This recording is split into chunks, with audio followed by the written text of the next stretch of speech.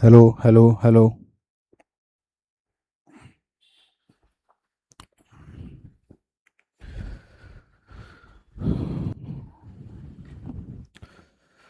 तो हेलो दोस्तों, स्वागत है आपका अपने यूट्यूब चैनल राही क्लासेस पे। तो कैसे हैं आप सब लोग? आशा करते हैं आप सब लोग बहुत ही अच्छे होंगे। एक बार फिर से आ चुके हैं अपने हम आशीर्वाद बैच की सीरीज में डे नंबर 6 के पास, जहां पर हमने जो है लेसन नंबर 1 अपना रासायनिक अपक्रिया और समीकरण हमने जो है ख़त्म कर लिया है।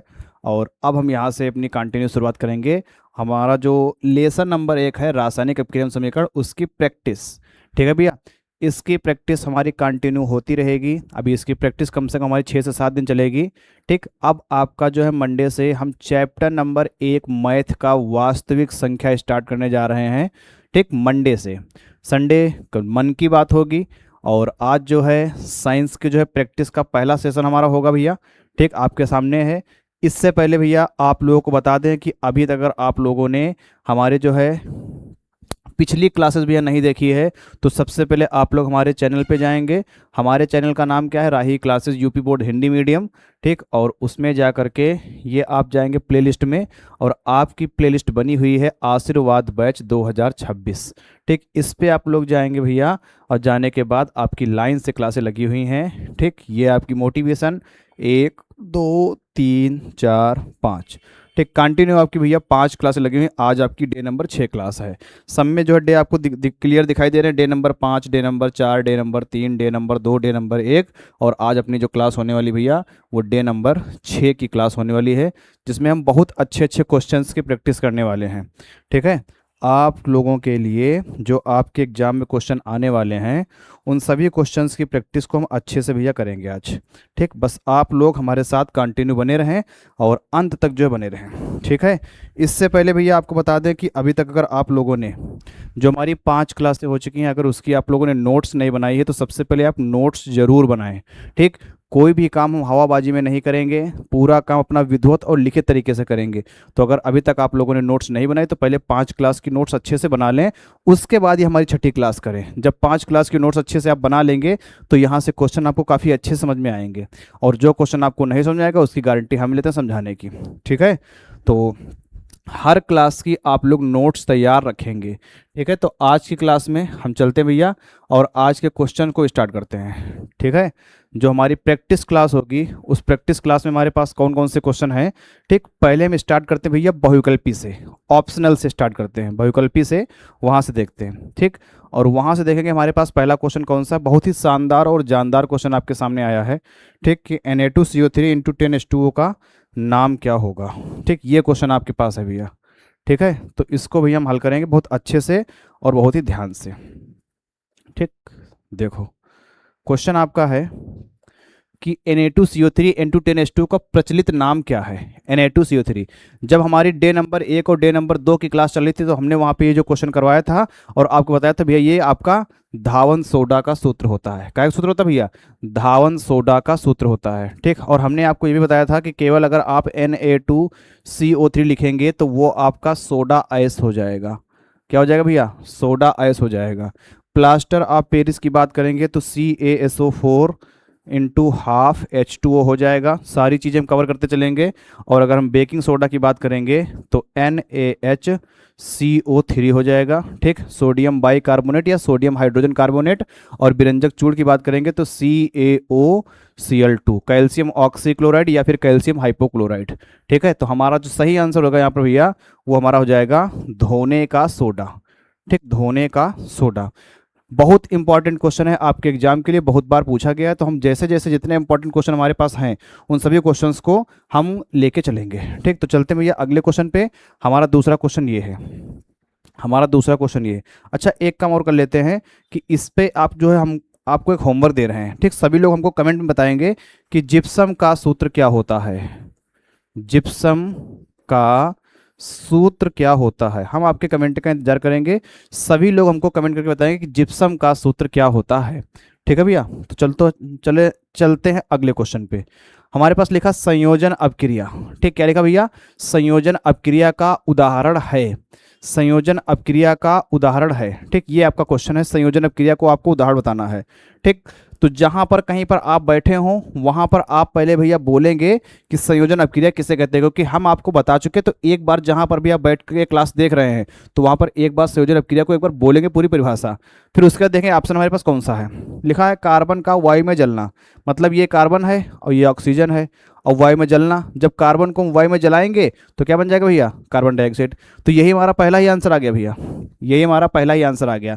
कार्बन को हमने वायु में जलाया तो कार्बन डाइऑक्साइड बन गया, ठीक। ये हमारा पहला आंसर आ गया। जिंक की सल्फ्यूरिक अम्ल से क्रिया, जेडीएन है और सल्फ्यूरिक अम्ल से क्रिया कराएंगे H2SO4 से, ठीक। तो ये भी क्रिया आपको करा चुके, SO4 इनके पास जाएगा, JDNSO4 और H2 भी हमारा अलग निकल जाएगा, ठीक।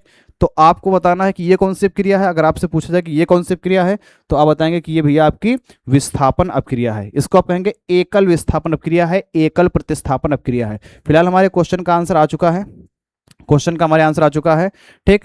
यहां पर जो क्या लिखा है, कैल्शियम कार्बोनेट। आपसे क्वेश्चन है कि कैल्शियम कार्बोनेट का आप लोग रासायनिक सूत्र हमको बताएंगे कमेंट सेक्शन में। और एक बात ये भी ध्यान रखें कि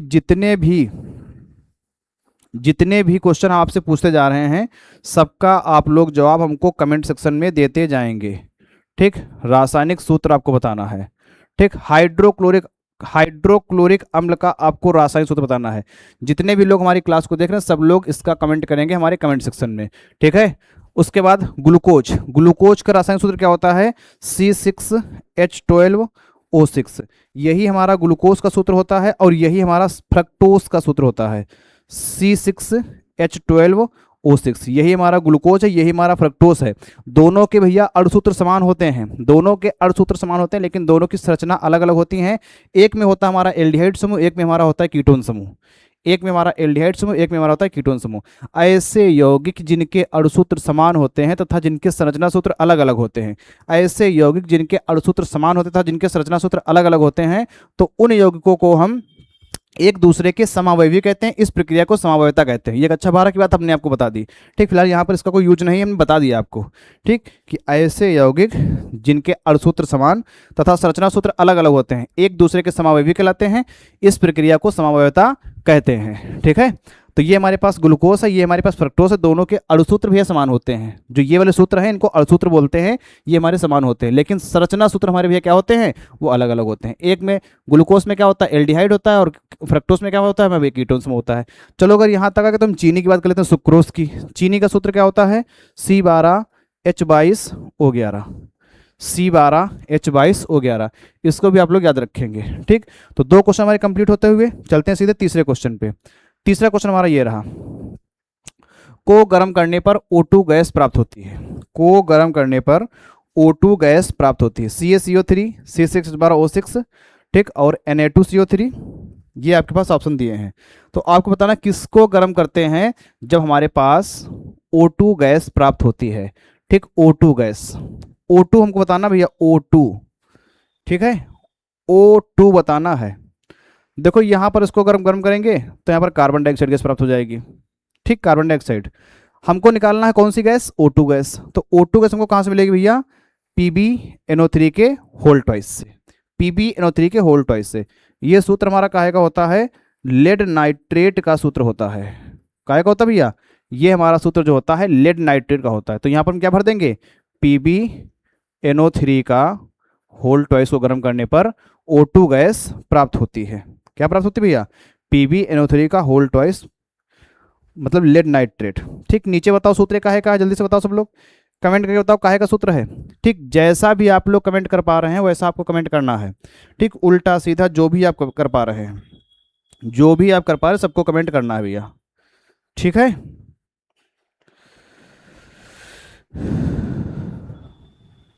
चलो आगे चलते हैं। आगे हमारा जो है आज का चौथा क्वेश्चन, अवक्षेपण अपक्रिया, वेरी मोस्ट इंपॉर्टेंट, ठीक। अब देखो तुम भैया, जो हमने आपको जो थ्योरी वाली क्लास कराई थी, तो वहाँ आपको लग रहा होगा कि हमने अवक्षेपण अपक्रिया नहीं कराई, और वाकई में हमने नहीं कराई है। ठीक, तो हमारा ये देखो अवक्षेपण अपक्रिया का क्वेश्चन आ चुका है आपके सामने। ठीक, परिभाषा आपको बता दे रहे हैं और आगे फिर से इसको हम करने वाले हैं। तो ऐसा नहीं कि मतलब हमारा जो हमने थ्योरी में नहीं किया तो आगे इसको हम छोड़ देंगे, ऐसा नहीं, सारी चीज़ को हम कवर करते हुए चलेंगे। बस खाली आप धैर्य बनाए रखें और हमारे साथ कंटिन्यू आप लोग जुड़े रहें। ठीक है, तो देखो भैया अवक्षेपण अपक्रिया, अवक्षेपण अपक्रिया देखो उसकी एक हम शानदार परिभाषा बताते हैं। घुलनशील, ठीक, घुलनशील, घुलनशील प्लस घुलनशील एरो अघुलनशील ठोस, अघुलनशील ठोस। ठीक, बस यही परिभाषा हमारी भैया है, हमारी यही परिभाषा है। ठीक है भैया, हमारे पास यही परिभाषा है, सिंपल परिभाषा है। जब दो घुलनशील यौगिक, लिख लेना आप लोग भैया, जब दो घुलनशील यौगिक आपस में मिलकर एक अघुलनशील ठोस पदार्थ बनाते हैं, ठीक, तो ऐसी अपक्रिया अवक्षेपण अपक्रिया कहलाती है।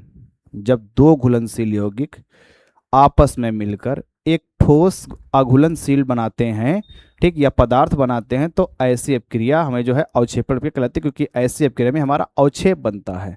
क्या बनता है? अवक्षेप बनता भैया। ठीक, ऐसी अपक्रिया में हमारा अवक्षेप बनता है। ठीक, अवक्षेपण अपक्रिया के लिए हमारे पास संतुष्ट अपक्रिया कौन सी होगी? आपके पास चार ऑप्शन दिए हैं अवक्षेपण अपक्रिया के लिए। ठीक, तो अगर अवक्षेपण की बात की जाएगी तो यहाँ क्या होता है, बेरियम क्लोराइड और ये सल्फ्यूरिक अम्ल, यहाँ बेरियम सल्फेट और हाइड्रोक्लोरिक अम्ल, ये दोनों हमारे क्या है भैया, दोनों घुलनशील पदार्थ हैं। क्या है भैया?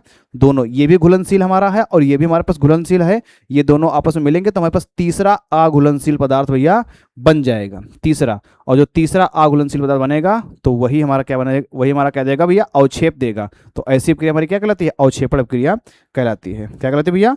अवक्षेपण अपक्रिया कहलाती है। ठीक है, आगे चलते हैं क्वेश्चन नंबर 4 पे, 5 पे। जिंक तथा सल्फ्यूरिक अम्ल की क्रिया से जिंक सल्फेट तथा हाइड्रोजन गैस बनती है। ठीक, मतलब जिंक लेना है भैया, जिंक ले लो, और क्या लेना, सल्फ्यूरिक अम्ल H2SO4 ले लो। ठीक, फिर क्या कराना है, अब क्रिया करा देना है। अब क्रिया करने में बनता क्या है, जिंक सल्फेट मतलब JdNSO4 बनता है, और प्लस हाइड्रोजन गैस मतलब H2 हमारी भैया निकल जाती है। ठीक, H2 गैस में निकल जाती है। तो होगा क्या भैया हमारे पास कि जो SO4 हमारा कहाँ जाएगा, JdN के पास, देखो चला गया है। तो ये जो हमारे पास SO4 है JdN के पास गया है, कैसे गया होगा, जब हमारे पास H2SO4 का आयनन कराया होगा, मतलब तोड़ा गया होगा, H हमारा अलग हो जाएगा, SO4 हमारा अलग हो जाएगा। तोड़ने के बाद ही बन जाते हैं मूलक, या तोड़ने के बाद बन जाते हैं ये आयन। तो जब कोई एक आयन हमारा दूसरे के पास जाएगा, ठीक, तो हमारा क्या हो जाएगा, वहाँ पर विस्थापन अपक्रिया हो जाएगी। ठीक, SO4 उठ के इनके पास आ रहा है, देखो आगे जिंक सल्फेट बना रहा, तो हाइड्रोजन गैस निकल रही है, तो हमारा क्या हो जाएगा भैया, ये विस्थापन अपक्रिया हो जाएगा। ठीक, विस्थापन अपक्रिया हो जाएगा। ठीक, आप घर पर जहाँ कहीं बैठे हों तो वहाँ पर आप जो है संयोजन अपक्रिया, वियोजन अपक्रिया और द्विविस्थापन अपक्रिया की परिभाषा आप लोग मुंह से बोलेंगे, और बोलने के बाद इनकी जो अपक्रिया है एक बार रफ पर लिखने का प्रयास करेंगे। ठीक है, बहुत इंपॉर्टेंट क्वेश्चन है, बहुत इंपॉर्टेंट। आगे चलते हैं, क्वेश्चन नंबर हमारा भैया 6 number. Question number 6, अपक्रिया JdN plus CuO plus Cu plus JdNO में जिंक अपचयित होता है, Cu अपचयित होता है, कॉपर अपचयित होता है, JdNO अपचयित होता है। ठीक, आपको बताना है इसमें कौन जो है अपचयित हो रहा है। क्वेश्चन नंबर 6, क्वेश्चन नंबर आपके पास 6 भैया, कौन अपचयित हो रहा है, कौन अपचयित हो रहा है, अपचयित पूछा गया है, कौन अपचयित हो रहा, क्वेश्चन नंबर 6 है। आपके हिसाब से जल्दी से बताओ, कमेंट करके बताओ, 10 सेकेंड का समय है। Option number A B C D में से कौन सा सही है, जल्दी से बताओ, फिर आपके आंसर को देखते कि आपका आंसर सही है कि गलत है। जल्दी से बताओ भैया, जल्दी से।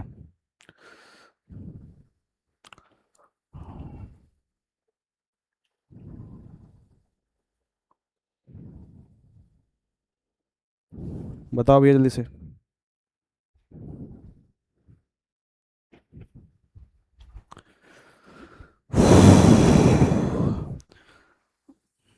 तुमसा कोई प्यारा कोई मासूम नहीं है। बताओ भैया कौन सा आपका ऑप्शन आएगा, A B C D। अब क्रिया JdN plus CuO arrow Cu plus JdNO में कौन अपचयित होता है? बताओ भैया, बताओ तक पानी पी रहे हैं हम।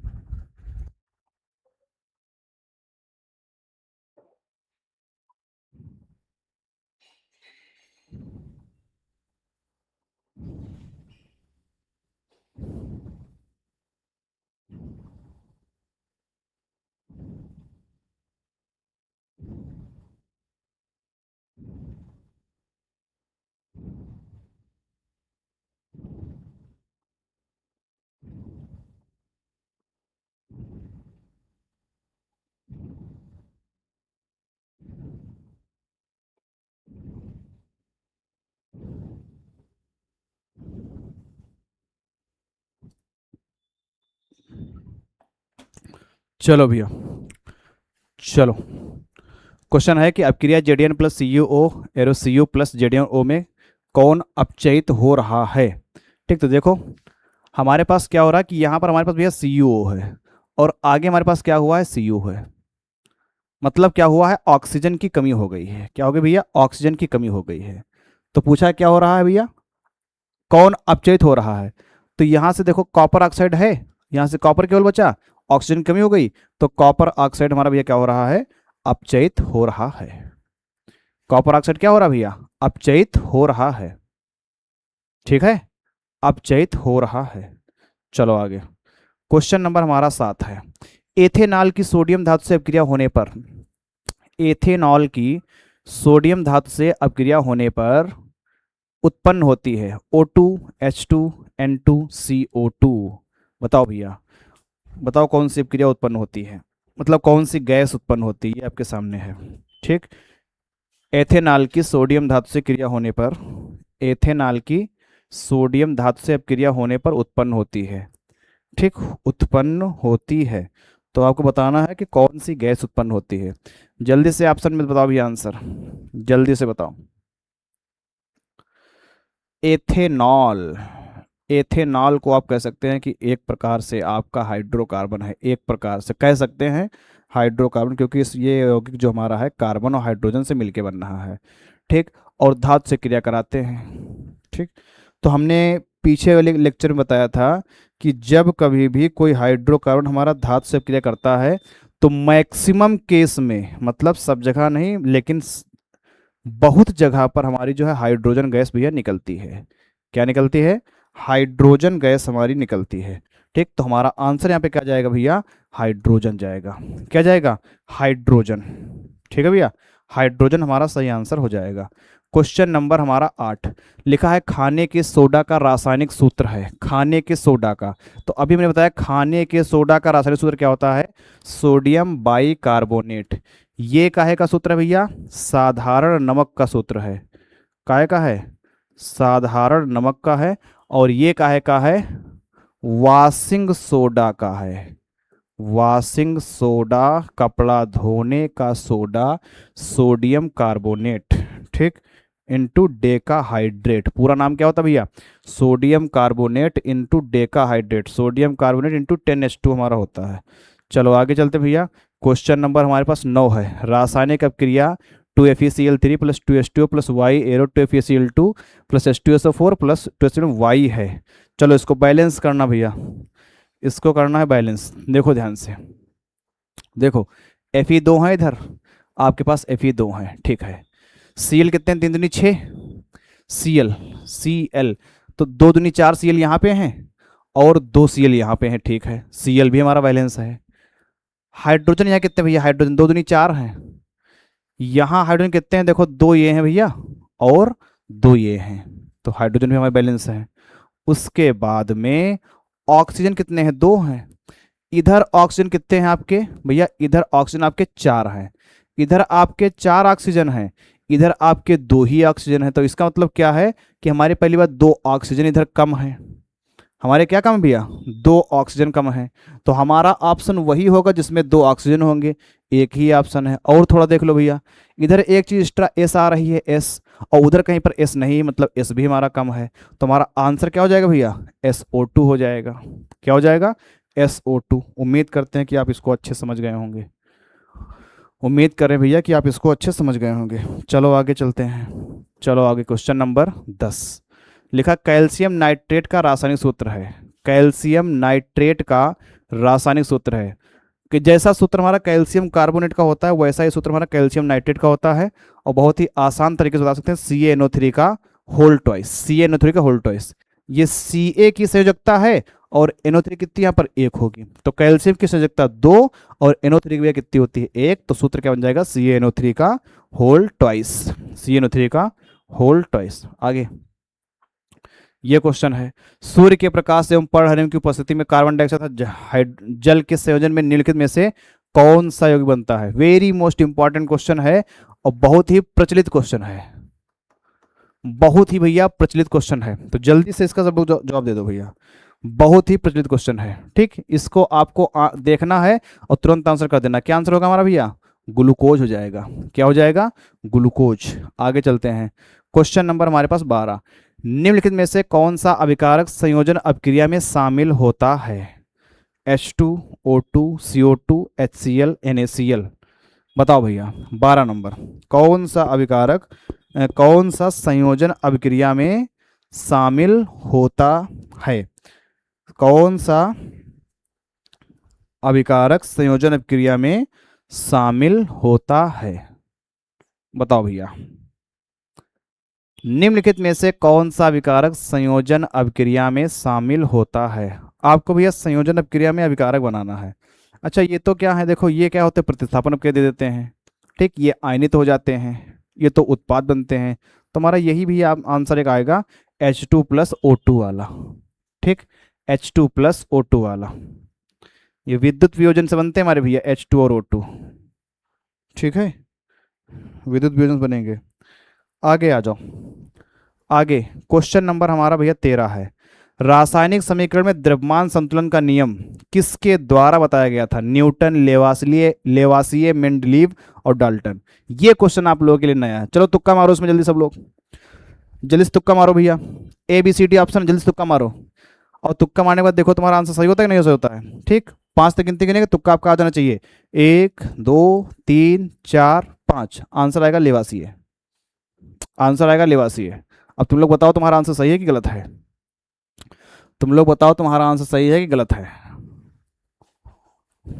चलो आगे, क्वेश्चन नंबर 14, निम्नलिखित में से कौन सी क्रिया एक संयोजन प्रतिक्रिया का उदाहरण है। मतलब दो पदार्थ जुड़ के, देखो भैया जो पीछे क्वेश्चन कराया था ये वाला H2O2 अभिकारक में होते हैं, जुड़ के क्या बना देंगे, अभिक्रिया बना देंगे। देखो आ गया वही भैया, आ गया भैया, वही हमारा H2 है, यही हमारा O2 है, मिलकर क्या बना देंगे, जल बना देंगे। संयोजन अभिक्रिया हो गया, देखना ही नहीं कुछ भैया, देखना ही नहीं। यहाँ देखो एक यौगिक है टूट के दो यौगिक में बट रहा है, एक यौगिक दो पदार्थ में अलग अलग बट रहा है, वियोजन अभिक्रिया हो जाएगी, ठीक। SO4 इनके पास जा रहा है, ZnSO4 हो गया, विस्थापन अभिक्रिया हो जाएगी, विस्थापन अभिक्रिया, ठीक। ये Cl गया है Na के पास, OH आया H के पास, द्विविस्थापन अभिक्रिया हो जाएगी, ठीक। तो पहली हमारे पास भैया कौन सी है, संयोजन अभिक्रिया है। पहली कौन सी है हमारे पास भैया, संयोजन अभिक्रिया है। दूसरी वियोजन अभिक्रिया है। तीसरी विस्थापन अभिक्रिया है। चौथी द्विविस्थापन अभिक्रिया है। एक क्वेश्चन के अंदर हमारी चारों क्रियाएं हो गई, ठीक है, एक क्वेश्चन के अंदर चारों क्रियाएं हो गई। अब आप फिर से जहां पर बैठे हो, फिर से जहां पर बैठे हो भैया, तो चारों अभिक्रिया की आप लोग क्या करेंगे, परिभाषा लिखेंगे, ठीक है। आगे चलते हैं, आगे चलो जल्दी जवाब दो भैया इसका। हेलो हेलो भैया खुश रहो।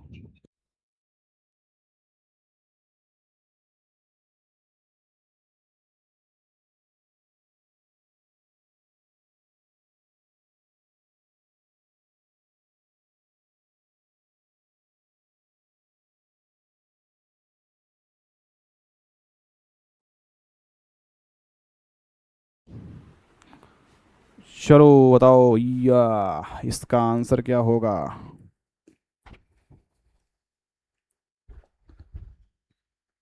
क्वेश्चन लिखा है कि हाइड्रोजन पेरोक्साइड का विघटन किस प्रकार की अभिक्रिया है, ठीक। बताओ, इस क्वेश्चन का आंसर तो क्वेश्चन में दिया है, जल्दी से बताओ भैया, इसका आंसर तो क्वेश्चन में ही दिख रहा होगा आप सभी को। जल्दी से कमेंट करो भैया ऑप्शन, जल्दी से, बिल्कुल भी देर ना लगे। कौन सा आंसर, विघटन हो जाएगा, बता तो रहे, दिया तो है, कैसे दिया जाए बताओ। तुम लोग कामचोर बहुत हो। आगे देखो 16 नंबर। 16 नंबर देखो भैया, ये तो 17 हो गया, ये 16, 16 नहीं आएगा क्या? हाँ ये 16 है भैया। 16।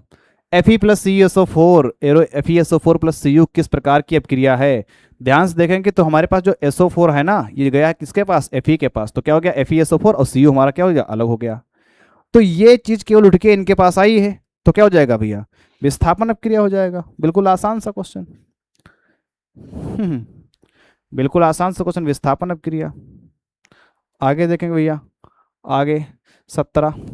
CaCO3 plus CO plus CO2 किस प्रकार की क्रिया है? अरे भैया, यहाँ पर एक पदार्थ है और टूटने के बाद दो अलग अलग पदार्थ में बट रहा है, तो क्या हो जाएगा? विघटन हो जाएगा। यहाँ पे आसान से बच्चों वाले क्वेश्चन है, बताओ। संयोजन, विस्थापन, उपचयन, विघटन। विघटन हो जाएगा, क्या दिक्कत है बताओ?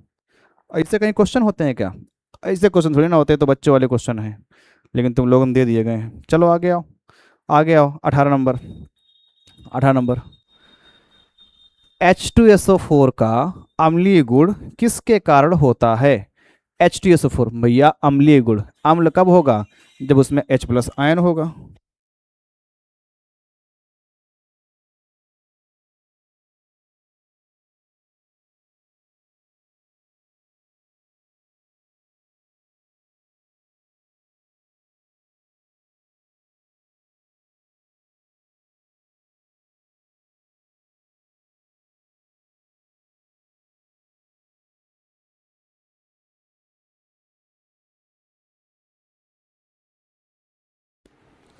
हाँ भैया, भैया अगर वो अम्ल होगा तो उसके पास H+ आयन तो होगा ही होगा ना, तो आंसर क्या हो जाएगा? H+ आयन हो जाएगा। क्या हो जाएगा भैया हमारे पास? H+ आयन हो जाएगा। ठीक है, आगे आ जाओ। 19 नंबर। बताओ 19 नंबर, बहुत आसान क्वेश्चन। निम्नलिखित रासायनिक समीकरण को पूरा कीजिए। निम्नलिखित रासायनिक समीकरण को पूरा कीजिए। देखो, इस अपक्रिया की आपको हम ट्रिक बताते हैं। आपने एस्टिक अम्ल पढ़ा होगा, CH3COOH, ऐसे आपको लिखना है। ये क्या है? एस्टिक अम्ल है। क्या भैया? एस्टिक अम्ल। अब क्रिया किससे कराएंगे? PCl5 से कराएंगे। PCl, फिर यहाँ पर Cl, फिर यहाँ पर Cl, फिर यहाँ पे Cl, फिर यहाँ पे Cl, PCl5 से कराएंगे। ठीक, इसको भैया इसे काट देंगे। क्या बन गया? CH3COCl, ये देखो लिखा है। फिर क्या बना? POCl3, फिर क्या बना? HCl, फिर HCl। आंसर कौन सा? CH3COOH। CH3COOH। ठीक है भैया, आगे 20 नंबर क्वेश्चन। कह रहे निम्नलिखित रासायनिक अभिक्रिया को पूरा कीजिए। अच्छा, आपको बता दें कि ये बहुत ही इंपॉर्टेंट अपक्रिया है। इसको क्या कहते हैं? एस्टरीकरण अपक्रिया कहते हैं। क्या कहते हैं भैया? एस्टरीकरण अपक्रिया कहते हैं। वेरी मोस्ट इंपॉर्टेंट अपक्रिया है ये आपकी एस्टरीकरण अपक्रिया है। देखो, ये हमारे पास क्या है? एसिटिक अम्ल है। क्या भैया? एसिटिक अम्ल है। और ये हमारे पास क्या है? एथिल अल्कोहल है। ठीक, इसका अगर हम नाम देंगे भाई जी, इसका नाम देंगे तो ये हमारे पास हो जाएगा एसिटिक अम्ल। ठीक, एसिटिक अम्ल। और ये हमारे पास क्या हो जाएगा भैया?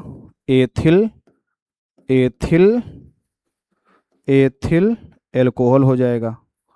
एथिल एल्कोहल हो जाएगा। ये हमारे पास एसिटिक अम्ल है और ये हमारे पास एथिल एल्कोहल है। जब एसिटिक अम्ल एथिल एल्कोहल से अपक्रिया करता है तो एस्टर प्लस जल बनता है। अपक्रिया नोट कर लेंगे अपनी कॉपी पर। जब एसिटिक अम्ल एथिल एल्कोहल से अपक्रिया करता है, ये अपक्रिया जो होती है सल्फ्यूरिक अम्ल की उपस्थिति में होती है।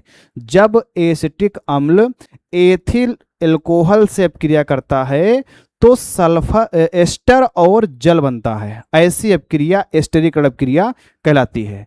जब एसिटिक अम्ल, ठीक, एथिल अल्कोहल से सल्फ्यूरिक अम्ल की उपस्थिति में अपक्रिया करता है तो एस्टर और जल बनता है। ऐसी अपक्रिया एस्टरीकरण अपक्रिया कहलाती है। भैया कॉपी में लिख लेना इसको। ठीक, देखो भैया क्या होता है, अपक्रिया बता दे रहे हैं पूरी। देखो, ये हमारे पास क्या है? एसिटिक अम्ल है, CH3COOH। और ये हमारे पास क्या है? एथिल एल्कोहल है, C2H5OH। अभी हमने पीछे नाम लिख के बताया। ठीक, अब क्रिया कराएंगे किससे? H2SO4 से। सांद्र H2SO4 से क्रिया करा देंगे। अब देखो होता क्या है भाई जी, होता क्या है? यहाँ वाला H जो है जाएगा इनके पास, तो मतलब ये जो H है ये बना देगा OH। बचा का CH3COO, CH3COO, और ये क्या है? C2H5, H5 और प्लस क्या हो जाएगा भैया हमारे पास H2O हो जाएगा। तो ये हमारे पास क्या बना भैया, ये हमारे पास एस्टर बना। क्या बना, एस्टर। और जिसे कहते हैं एथिल एसीटेट, नाम क्या है इसका, एथिल एथिल एसीटेट, ये हमारा आ जाएगा।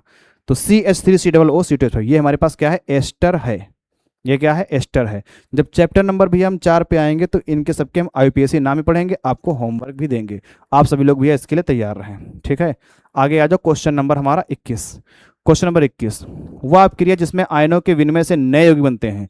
आयनों के विनिमय से भैया एक आयन यहां से वहां जाए और दूसरा आयन वहां से यहां आए तो वहां क्या होता है, तो आप बताएंगे भैया कि उभय अपघटन होता है। क्या होता है भैया, उभय अपघटन। आयनों के विनिमय पूछ रहे हैं इसमें, आयनों के विनिमय से, ठीक है, आयनों के विनिमय से। चलो 22 नंबर NH4Cl, ठीक, NH4Cl। फिर आगे क्या हुआ है कि NH4 हमारा प्लस का हो गया है और Cl हमारा माइनस। किस प्रकार की अपक्रिया है, किस प्रकार की अपक्रिया है, ठीक। तो वियोजन हो रहा है, कैसा हो रहा है, आयनिक हो रहा है, मतलब आयन तोड़े जा रहे हैं। तो ये हमारा आयनिक वियोजन हो रहा है, समझे भाई, आयनिक वियोजन। क्या हो रहा है भैया, आयनिक वियोजन। आगे क्वेश्चन नंबर 23, वायु में उपस्थित O2 का उपयोग किस प्रकार की अपक्रिया में होता है। वायु में उपस्थित O2 का उपयोग किस प्रकार की अपक्रिया में होता है। वायु में उपस्थित O2 का प्रयोग किस प्रकार की अपक्रिया में होता है, ठीक, किस प्रकार की अपक्रिया होता है। देखो भैया, अगर हम O2 से क्रिया कराएंगे मतलब ऑक्सीजन से क्रिया कराएंगे, और ऑक्सीजन से क्रिया कराएंगे तो क्या हो जाएगा, ऑक्सीकरण हो जाएगा। तुम्हारा क्या हो जाएगा, उपचयन ऑक्सीकरण। आसान से बच्चों वाले क्वेश्चन है भैया, ठीक है। आगे चलते हैं, आगे 24, कार्बन को वायु में जलाने पर भैया, कार्बन क्या वायु में तुम जलाई हो और कार्बन डाइऑक्साइड गैस बनी, मतलब कौन अपक्रिया बनी, संयोजन अपक्रिया बनी, ठीक, संयोजन अपक्रिया। बाकी विस्थापन अपक्रिया, द्विविस्थापन अपक्रिया, वियोजन अपक्रिया, इनके भैया तुम लोग एग्जाम्पल याद कर लो अच्छे से, हैं, इनके परिभाषा याद कर लो और इनके जो अपक्रिया है उनका लिखे की प्रैक्टिस कर लो, ठीक, तुम्हारा बेड़ा पार हो जाई। आगे आ जाओ भैया, क्वेश्चन नंबर 25 पर आ जाओ। जिंक चूड़ पर भैया, जिंक है, ये जिंक चूड़ है। जिंक चूड़ मतलब क्या है, धातु है। जिंक चूड़ पर तनु सल्फ्यूरिक अम्ल, भैया धातु की क्रिया अगर अम्ल से कर रही हो तो ध्यान रखो कि वह क्रिया संगत लवण बनी है और हाइड्रोजन गैस बनी है, ठीक है। धातु की क्रिया अगर तुम अम्ल से कर रही हो तो लवण प्लस हाइड्रोजन गैस बनी, ठीक है। लिखो, लिखा है जिंक चूड़ मतलब Zn और प्लस तन सल्फ्यूरिक अम्ल मतलब H2SO4। तो यहाँ क्या हो जाए भैया, ये SO4 उठ के इनके पास आ जाए तो ZnSO4 और प्लस तुम्हारा क्या हो जाए, H2 गैस अलग निकल जाए। तो आंसर तुम्हारा भैया H2 हो जाए। आंसर क्या हो जाए भैया, H2। चलो आगे 26 पर आ जाओ। 26 नंबर क्वेश्चन बहुत आसान, कह रहे हैं संयोजन अपक्रिया कौन है। संयोजन अपक्रिया, ठीक, देखो तुमका लोगों ने बताया गया कि जहां पर दो या दो से ज़्यादा अभिकारक एक में जुड़ जाएं और जुड़े के बाद एक नया उत्पाद बना दें, वह क्या कहते हैं, संयोजन अपक्रिया। एक उत्पाद तुम्हारे पास यो, दूसरा उत्पाद तुम्हारे पास यो, दोनों जुड़ के एक नया उत्पाद बना दें और बना दें संयोजन अपक्रिया, बना दें संयोजन अपक्रिया। अब तुम्हारा होमवर्क भैया ये हो कि तुम बाकी बताइए हो कि बाकी 3 अपक्रिया कैसी हैं, ठीक। आंसर तुम्हारा आ चुका है, बाकी तुम लोग 3 बताइए कि अपक्रिया कैसी हैं, ठीक है। आगे देखो 27 नंबर, ठीक, 27, कौन सी रासायनिक समीकरण संतुलित है।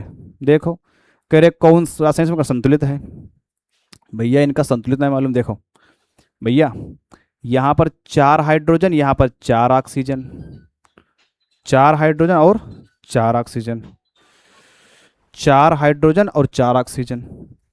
इनके पास 4 हाइड्रोजन तो है लेकिन ऑक्सीजन तो 2 ही है, तो यह थोड़ा ना संतुलित है। इनके पास 2 हाइड्रोजन, इनके पास 2 हाइड्रोजन, सही है। ऑक्सीजन 2 ऑक्सीजन यहाँ होने संतुलित है, मजाक करती।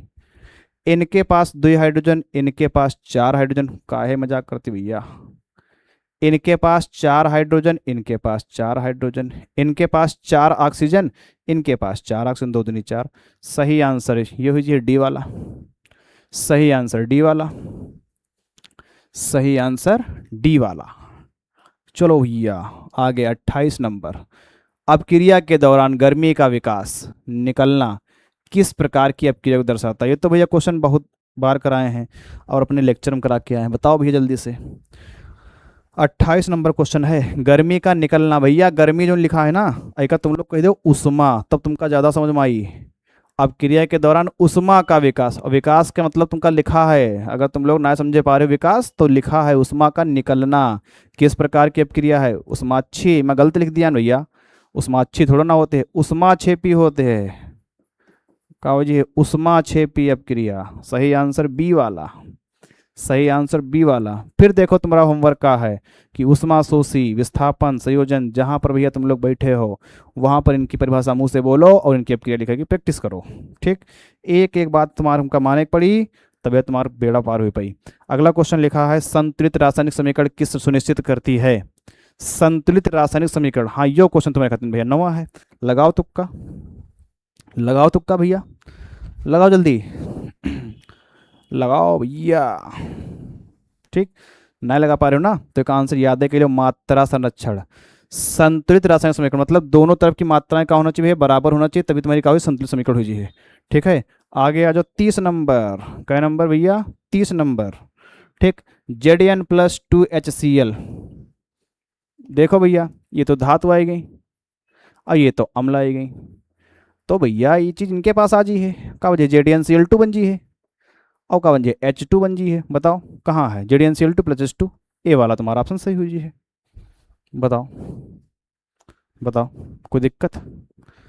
30 क्वेश्चन कर लिया, 30 आज के लिए बहुत हैं।